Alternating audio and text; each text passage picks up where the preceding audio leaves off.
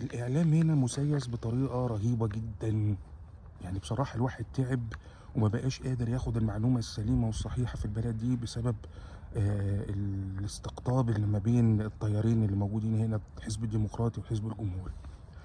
أولًا أغلب القنوات الإخبارية هنا محسوبة على الحزب الديمقراطي، فطبعًا الدنيا دلوقتي بالنسبة لهم سودا، يعني هيصور لك أي حاجة في أمريكا بتحصل على إنها مصيبة وكارثة وإن الديمقراطية بتُنهب والحاجات اللي بالك منها دي. طبعًا قبل كام شهر كانت الدنيا تمام وحلوة، لمّا كان جو بايدن هو الرئيس، ولمّا كان لسه في أمل إنه الحزب الديمقراطي يستمر في الحكم.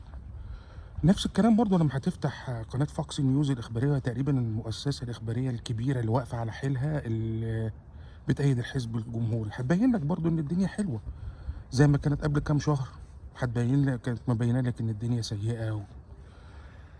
المشكلة كمان إنه ما فيش حيادية في التناول الإعلامي، يعني حتى لو أنت محسوب على تيار معين المفروض تكون محايد، المفروض تحترم آراء الآخرين، لكن ده ما بيحصلش. أكبر مثال على كده إنه من كام يوم كان في مراسل صحفي لقناة إخبارية معينة كده، كان بيغطي خبر وصول دب الباندا كزيارة من الصين لحديقة الحيوان في واشنطن، وفي آخر خبر راح قايل للمذيع كده بمنتهى الصراحة، وأكد لك إنه الناس هنا في واشنطن مبسوطة بالساكن الجديد في حديقة الحيوان أكتر من الساكن الجديد للبيت الأبيض. ده كلام يا إخوانا، ارحمونا شوية.